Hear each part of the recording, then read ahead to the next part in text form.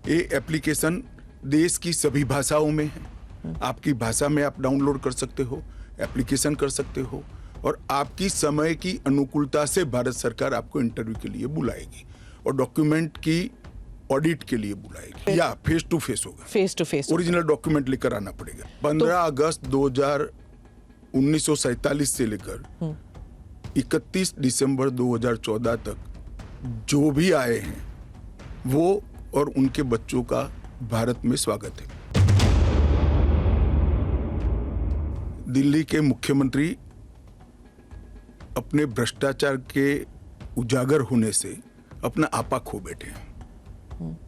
उनको मालूम नहीं है कि ये सारे लोग आ चुके हैं, आज भारत में ही रह रहे हैं, सिर्फ इनको अधिकार नहीं मिला है, वो अधिकार देने की बात है।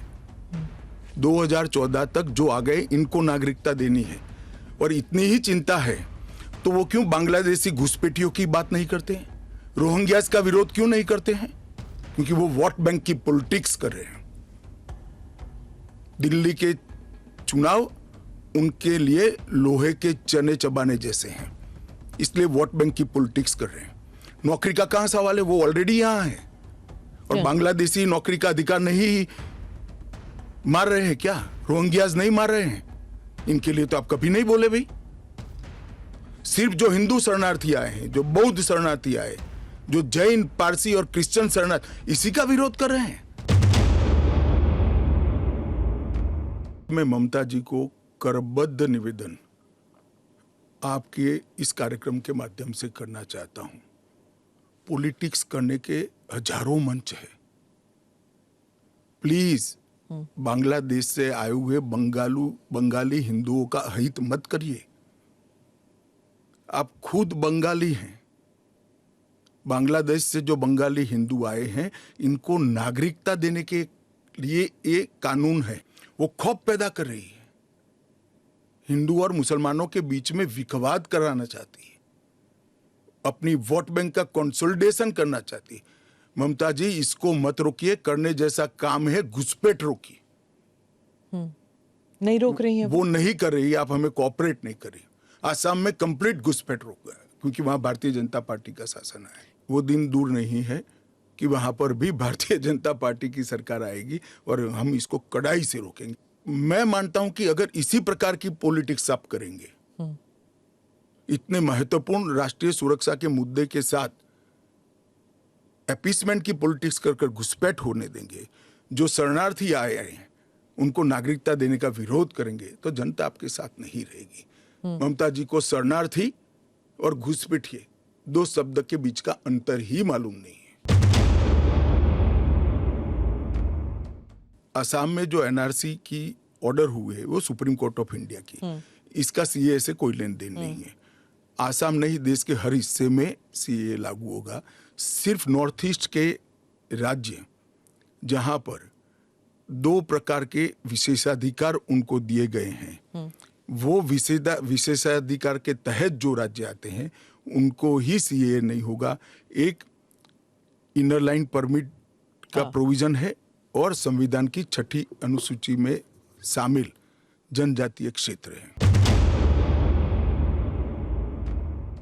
वो भी समझ रहे हैं कि उनको अधिकार नहीं है।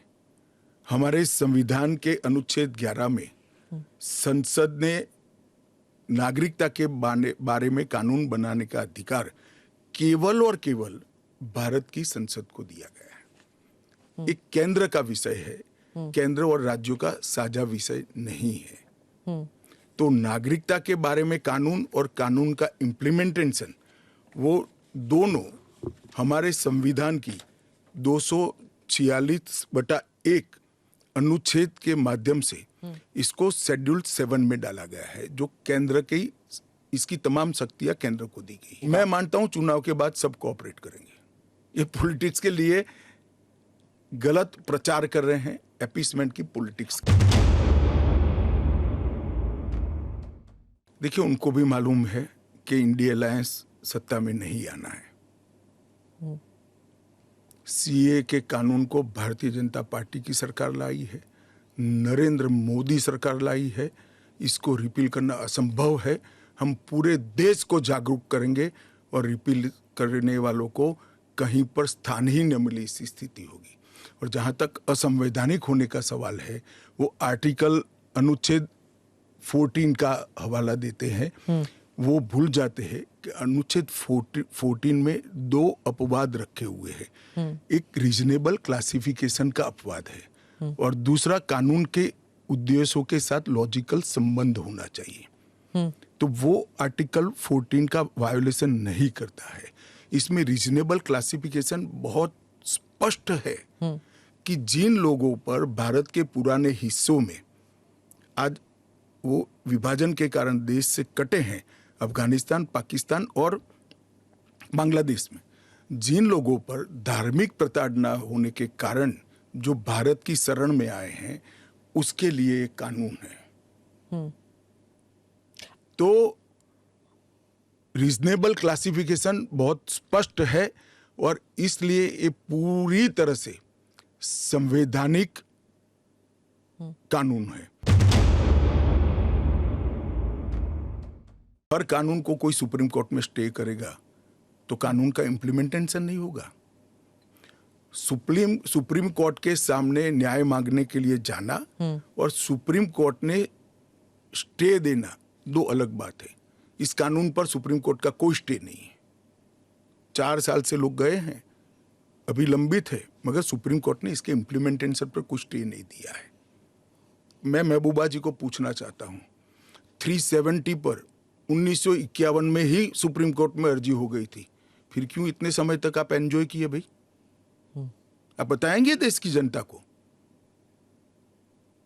जब आपके पक्ष की बात होती है तब नैतिकता के पैरामीटर्स बदल जाते हैं। ऐसे नहीं होता है। देश का एक संविधान है, परंपराएं हैं, अदालतों की परिपाटी है, इसके हिसाब से देश चलता है। मेरा उद्धव जी से रिक्वेस्ट है कि कानून चाहिए या न चाहिए वो स्पष्ट करो पहले। क्या उद्धव जी बोल सकते हैं कि कानून नहीं आना चाहिए? मैं आज उनका आह्वान करता हूं, देश की जनता के सामने, महाराष्ट्र की जनता के सामने स्पष्ट करें कि सीएए नहीं होना चाहिए। हिंदू शरणार्थियों को, बौद्ध शरणार्थियों को, जैन, बौद्ध और क्रिश्चियन शरणार्थियों को नागरिकता नहीं मिलनी चाहिए। एक बार उद्धव जी स्पष्ट करें जरा। आई वॉश आप कर रहे हो, टाइमिंग का सवाल दिख रहा, तत्व का क्यों चर्चा नहीं करते हो? सीए का कानून कभी वापस नहीं जाएगा और भारत की नागरिकता सुनिश्चित करना ये भारत का विषय है, भारत की संप्रभुता का निर्णय है। इसके साथ हम कोई कॉम्प्रोमाइज नहीं कर सकते।